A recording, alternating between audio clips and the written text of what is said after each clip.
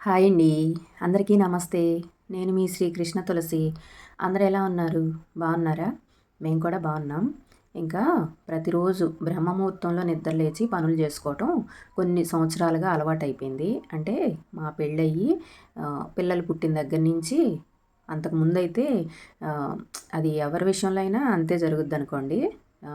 చిన్నపిల్లలు అప్పుడు స్కూల్‌కెళ్ళే టైంలో, ఊహ తెలియని టైంలో అంటే మనకంటూ బాధ్యతలు నెత్తి మీద పడేదాకా మనకేం తెలీదు గదా! అప్పుడింకా 6కి, 7కి అట్లా లేచిన సందర్భాలు గూడా ఉన్నాయి. ఇంక ఎప్పుడైతే పెళ్ళయ్యి పిల్లలు పుట్టారో ఇంకప్పుడు మనకంటూ కొన్ని బాధ్యతలు ఏర్పడతాయి గదా! ఇంక అప్పటినుంచి ఇంకిట్లా చీకటితో నిద్ర లేవటం, పనులన్నీ చేసుకోవటం, ఇంక బాధ్యతలు ఒకదాని తర్వాత ఒకటి పెరిగే కొంది మనకు గూడా తెలుస్తది గదా! ఆహ్, అయితే ఇలాంటి టైంలో నాకు కొన్ని విషయాలు గుర్తొస్తా ఉంటాయి చిన్నప్పుడియి. మనకి చిన్నప్పుడు అమ్మ ఏదన్నా పని చెప్పిందనుకోండి, "పొమ్మో నేను ఆడుకోవాలి" అని చెప్పి ఆడుకునే రందిలో అమ్మ, నాన్న ఏది చెప్పినా గూడా అది అమ్మ చేసే పనే, ఇది నాన్న చేసే పనులు, మనకెందుకులే అన్నట్టుగా వాళ్ళే చేసుకుంటారులే అని చెప్పి ఆటల రందిలో ఆడుకుంటా ఉండేవాళ్ళం గదా!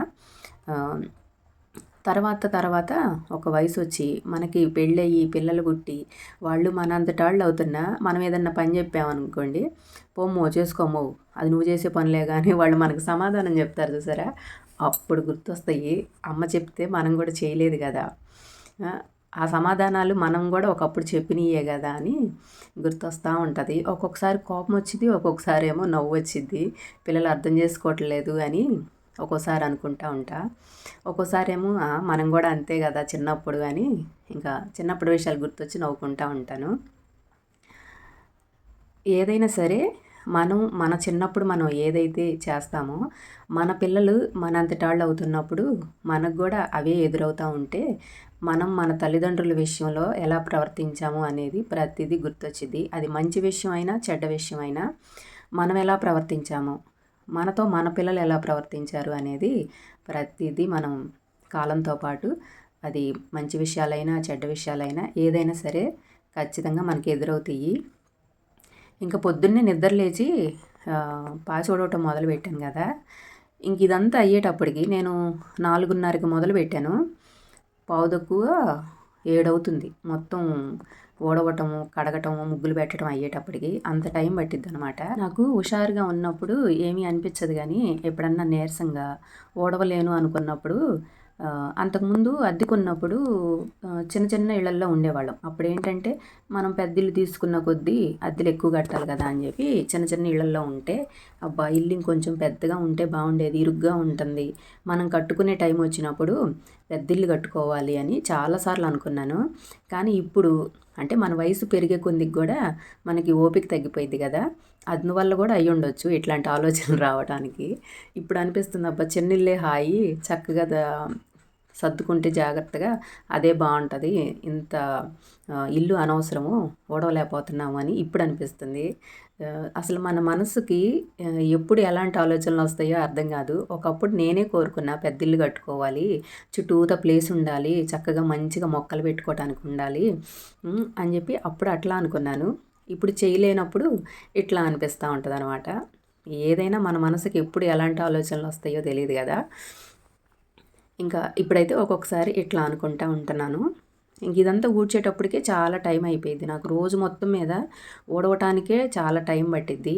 ఒక్కొక్కసారి నాకు అనిపిచ్చిద్ది అసలు నా జీవితం అంతా వీటికే అంకితం అన్నట్టుగా ఉంటదనమాట. ఈ పాసి ఊడవటానికి, ఈ ఇంటి చుట్టూతా శుభ్రం చేసుకోవటానికే నా జీవితం అంకితమా ఏంటి అని చాలా సార్లు అనిపిచ్చిద్ది. ఇంక అయినా తప్పదు గదా! మనం ఉన్నప్పుడు మన చుట్టూతా ఉన్న ప్లేస్ అంతా శుభ్రం చేసుకోవాలి. ఏది చేసినా మన ఆరోగ్యానికి ఎంత శుభ్రంగా ఉంటే అంత ఆరోగ్యం బావుంటది. నేను సగం పైనే ఊడ్చిన తర్వాత మా వారు వాకింగ్‌కెళ్ళారు. నాది పూర్తి పని పూర్తవ్వకతలకే మా వారు వాకింగ్‌కెళ్ళి రావటం గూడా అయిపోయింది. ఇంకా దాన్ని బట్టి అర్థం చేసుకోండి ఎంత టైం పట్టిందో. మా వారు రోజుకొచ్చి 8 కిలోమీటర్లు వాకింగ్‌కెళ్ళొస్తా ఉంటారు. నన్ను గూడా తీసుకెళ్ళండి నేను గూడా వస్తాను అంటే, నేనిక్కడుంటే నువ్వెక్కడో ఉంటావు. ఇంక నీ కోసం నేను మెల్లిగా నడవాలి. ఇంక నాకు వాకింగ్ సాగినట్టే. నువ్వెళ్ళాలి అనుకుంటే సపరేట్‌గా మీ వదినళ్ళతో ఎళ్ళు అని అట్లా చెప్తా ఉంటారు. తీసుకెళ్ళాల్సొచ్చిద్ది అని. ఇంకా ఈరోజు నా ముగ్గయితే ఇలా వేసుకున్నాను సింపుల్‌గా. ఇంక ఇప్పటికి కంప్లీట్ అయిందనమాట. నేను 4:30కి మొదలు పెడితే ఇంత టైం పట్టింది ఓడవటము, కడగటం, ముగ్గులు పెట్టడం. అయితే ఈరోజు చాలా పనులున్నాయండి. నేను ఇంకా బయట పని అయిపోయిన తర్వాత ఇంకా టిఫిన్ పని అయిపోయి మా వారు వెళ్ళిన తర్వాత వంట కూడా చేశాను. ఇంక ఈరోజు వచ్చేసి బెండకాయ ఫ్రై చేశాననమాట. అయితే ఈరోజు ఇంటి దగ్గర కొంచెం పని జరుగుతుంది. కడ్డీలు అంటే మనకి మొక్కల్లో పిల్లర్లు పోసాం కదా, వాటికి అంటే ఫినిషింగ్ అంటే దాన్ని ఏమంటారు, వాటికి ఏం చేసామంటే పిల్లర్స్కి మధ్యలో హోల్స్ పెట్టామన్నమాట, ప్లాస్టిక్ రింగులు. వాటిల్లోంచి మనం కావాలంటే పెండి కట్టులాగా కర్రలు పెట్టుకోవచ్చు, లేదంటే ఇనప కడ్డీలైనా పెట్టుకోవచ్చు. మేమేం చేసామంటే కర్రలు అంటే పద్దాకలు పాడైపోతాయి కదా అని చెప్పి ఇనప కడ్డీలు తీసుకొచ్చి వాటిని ఎల్డింగ్ చేయించి పెట్టిద్దాము. ఇంకా ఒక 10 సంవత్సరాల దాకా ఇంకా అవి చెక్కు చెదరవు అనమాట. 10 సంవత్సరాలు ఉంటాయి, ఇంకెక్కువ సంవత్సరాలే ఉంటాయో, ఇంకా అట్లా పెట్టిద్దాము అని చెప్పి ఇంకా ఈరోజైతే ఆ పని నడుస్తుంది. ఇంకా అవన్నీ ఎల్డింగ్ చేయించి పెట్టించారనమాట. దాంతోపాటు ఇక్కడ తలుపులు ఉన్నాయి కదా, వాటిని కూడా అంత తుప్పు పట్టినాయి, వాటిని కూడా నీట్గా శుభ్రం చేశారు. కింద చూడండి ఎంత తుప్పు రాలిందో. ఇంక ఈరోజంతా ఈ పనులే సరిపోయినాయి. ఇంకా వాళ్ళు శుభ్రం చేసి వెళ్ళిన తర్వాత మళ్ళీ ఇదంతా ఊడుస్తున్నా. చెప్పాను కదా, ఇదిగో ఇట్లా పద్దాకలు ఊడ్చేటప్పుడే నాకు అనిపించిద్ది అనమాట పదే పదే. నా జీవితం అంతా వీటికే అంకితం ఏంటి, ఓడవటం తోడవటం ఇదే సరిపోయింది నా జీవితం అంతా అనిపించింది ఒకరోజు. ఒక్కో రోజేమో శుభ్రం చేసుకుంటేనే బాగుంటుంది, మనం కాకపోతే ఎవరు చేసుకుంటారు, ఎవరు చేస్తారు, మన పని మనమే చేసుకోవాలి కదా అని ఒక్కోసారి అనిపించిద్ది అనమాట. ఇంకా ఈరోజైతే ఈ పనులు చేశారు. ఇంకా అవన్నీ శుభ్రం చేయటం అయిపోయిన తర్వాత ఇంకా మొత్తం మళ్ళీ ఊడ్చుకొస్తున్నా. అసలు చాలా తుప్పు రాలింది, అది చాలా రోజులు అయిపోయిందనమాట అవి తెచ్చి కూడా. ఇంకా వర్షానికి తడిచి ఎండకి ఎండేటప్పటికి బాగా తుప్పు పట్టేసినాయి. ఇంకా తుప్పు అంతా రాలగొట్టి ఎల్డింగ్ చేయించి కడ్డీలు అయితే పెట్టేశారు. ఇంక ఈ తలుపులకు కూడా తుప్పు రాలగొట్టారనమాట. ఇంక దీనికి మళ్ళీ కలర్ వేయాలి. ఇంకా అదొక రోజు సరిపోయింది పని. వాటికి పేపర్ కొట్టి మళ్ళీ కలర్ వేయటం అదంతా ఒకరోజు పట్టిద్ది అనమాట. ఇంక ఇంటికి మాత్రం మేము ఈ ఇంట్లోకి వచ్చిన దగ్గర నుంచి ప్రతి సంవత్సరం ఏదో ఒక పని చేయించుతూనే ఉంటున్నాం.